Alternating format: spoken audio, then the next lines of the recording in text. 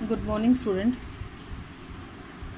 Today we will discuss about the principle of treatment. So, first of all, what is the meaning of treatment? जब भी हम कोई भी disease हमें हो जाती है तो उसका ट्रीटमेंट जो करते हैं उसके पीछे हमारे पास दो मेन तरीके होते हैं किसी भी इन्फेक्शन को ट्रीट करने के लिए। सबसे पहला चीज़ तो ये होती है कि हमें उस डिज़ीज़ का जो सिम्टम्स हैं, सिम्टोमेटिक जो ट्रीटमेंट है उसका करना पड़ेगा, यानी हमें सिम्टम्स को सबसे पहले रिड्यूस करना पड़ेगा। हमें पहले उसके पॉजिटिव एजेंट को अटैक नहीं करना है कि हम पॉजिटिव एजेंट को ख़त्म करें। सबसे पहले उस एजेंट की वजह से जो सिम्टम्स हमारी बॉडी के अंदर अपीयर हो रहे हैं हम उनको ख़त्म करें। तो सिम्टोमेटिक ट्रीटमेंट की आवश्यकता पड़ती है।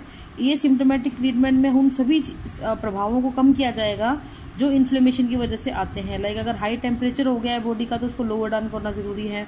अगर इन्फ्लेमेशन हो गया है, सूजन वगैरह आ गया तो उसको कम करना ज़रूरी है। अगर पेन हो रहा है तो उसको कम करना ज़रूरी है। तो basically different type of antipyretic analgesic दवाइयाँ लेके हम लोग अपना ट्रीटमेंट कर सकते हैं, यानी सिम्टम्स को हम क्या कर सकते हैं बेटा, रिड्यूस कर सकते हैं। तो जितने भी इन्फ्लेमेशन के अंदर हमने सिम्टम्स पढ़े थे उन सभी को ख़त्म करना ज़रूरी है, क्योंकि कई बार पैथोजन इतना नुकसान नहीं करता है जितना सिम्टम्स नुकसान कर जाते हैं। अनबियरेबल पेन होगा तो आपकी बॉडी को नुकसान हो सकता है। अगर बहुत ज़्यादा हाई टेम्परेचर होगा तो आपकी बॉडी को नुकसान हो सकता है। इसके लिए हम लोग क्या करते हैं बच्चों, मेडिसिन लेते हैं ताकि जो आपका फीवर है वो नीचे हो जाए, आपका जो पेन है वो कम हो जाए, या अगर लूज मोशंस हो रहे हैं तो वो भी क्या हो जाए, रिड्यूस कर जाए, उनकी जो फ्रीक्वेंसी है वो घट जाए। तो इसके अलावा हम लोग क्या कर सकते हैं, बेड रेस्ट भी ले सकते हैं ताकि हमारी एनर्जी जो है वो बची रहे। This will enable us to focus on healing. तो इससे क्या होगा, आपको जो नुकसान हो रहा था उन सिम्टम की वजह से वो हील होने लग जाएगा धीरे धीरे। तो प्रॉपर बेड रेस्ट लेना, टेम्परेचर को लोअर डाउन कर लेना, पेन को कम कर लेना, या फिर अगर आपको लूज मोशन वगैरह हो गए हैं तो उनकी फ्रीक्वेंसी को कम करना। एकदम से तो बंद नहीं होते हैं, लेकिन उनकी फ्रीक्वेंसी को कम करना क्या कहलाता है, सिम्टोमेटिक ट्रीटमेंट कहलाता है।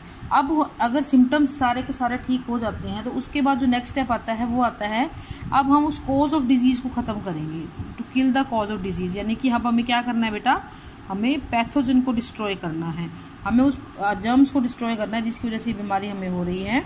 It is the pathogen the most common method to kill disease causing microbe is to use medicine that kill the microbes. और माइक्रोब्स को मारने के लिए जो मेडिसिन होती है वो बहुत ही स्पेसिफिक होती है, यानी कि हम स्पेसिफिक ड्रग्स को यूज़ करते हैं जो कि उस पर्टिकुलर माइक्रोब्स के लिए इफेक्टिव हो।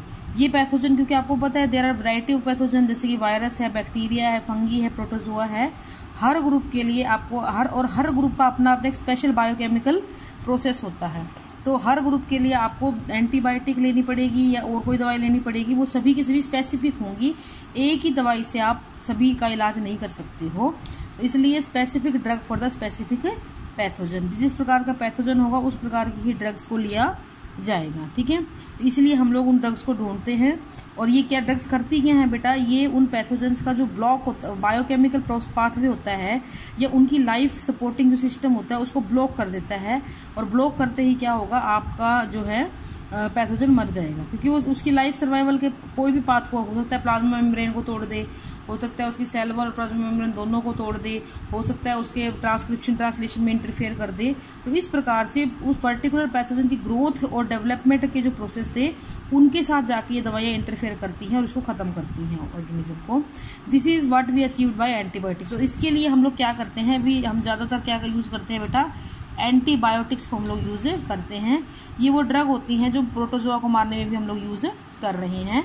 लेकिन एक चीज़ ध्यान रखना, एंटीवायरल ड्रग नहीं बनी है। एंटीवायरल ड्रग को बनाना बहुत मुश्किल है और इसके पीछे का रीज़न, जैसे आपने देखा होगा ना, कोरोना वायरस है। इतना बड़ा एडवांसमेंट हमने टेक्नोलॉजी का कर लिया है, इतने महीने बाद भी, लगभग साल हो जाएगा अब नवंबर में, लेकिन अब आज तक भी कोरोना की वैक्सीन नहीं मिली है। And the reason for this is कि जो वायरस होता है उसकी खुद की कोई भी बायोकेमिकल मशीनरी नहीं होती है, वो टोटली अपने होस्ट के ऊपर डिपेंड करता है। जिस ऑर्गेनिज्म के अंदर उसने एंटर किया उसी ऑर्गेनिज्म की मशीनरी को वो यूज़ करता है अपने लाइफ प्रोसेस को चलाने के लिए। और इस वजह से क्या होता है कि आप किस चीज़ को ब्लॉक करोगे, आप वायरस की किस चीज़ को ब्लॉक करोगे, तो ये चीज़ बड़ी उनको दिक्कत कर देती है। अब आपने देखा होगा कोरोना वायरस के लिए वैक्सीन नहीं है, लेकिन वो लोग ये बोलते हैं कि आप साबुन से हाथ धो, सैनिटाइजर से हाथ धो। तो हाथ धोने से वो मर नहीं रहा है। हम लोग बेसिकली क्या कर देते हैं, उसकी कंपोजिशन को ब्रेक कर देते हैं। लिपिड प्रोटीन का बना होता है, साबुन से आपको धोते हो तो लिपिड वो प्रोटीन टूट जाते हैं, जिससे वो वायरस भी ख़त्म हो जाता है।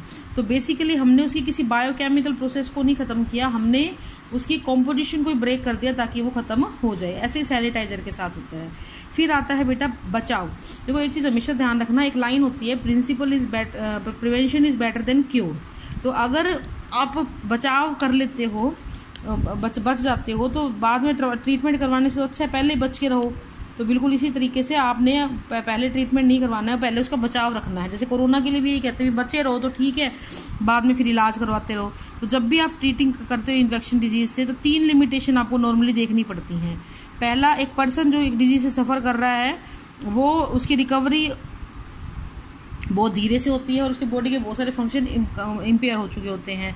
दूसरा, ट्रीटमेंट बहुत टाइम लेता है और पेशेंट को लंबे टाइम तक बेड पे रहना पड़ता है या क्वारंटाइन होना पड़ता है, ये उसके लिए बड़ा दुखदायी होता है। तीसरा कि इन्फेक्टेड पर्सन जो होता है ना, एक पोटेंट होस्ट होता है, एक पोटेंशियल सोर्स होता है किसी भी दूसरे इंसान के लिए। तभी तो आपने देखा होगा ना, जब भी कोरोना वायरस फैलता है तो वो लोग इंसान को जिसको डिजीज़ है या तो उसको हॉस्पिटल में बंद कर देते हैं या उनको उनके होम में क्वारंटाइन कर देते हैं। और इसका रीज़न भी यही है, ये कोई इतनी खतरनाक बीमारी नहीं है लेकिन इसकी स्प्रेडिंग बहुत फास्ट होती है।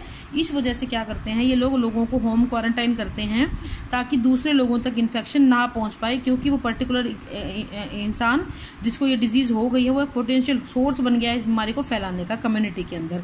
तो इन सारी चीज़ों को देख के हमें ये लगता है कि हमें बचाव में रहना चाहिए, हमें वो बीमारी अपने अंदर होने ही नहीं देनी चाहिए। सो इसीलिए कहा गया है prevention is better than cure.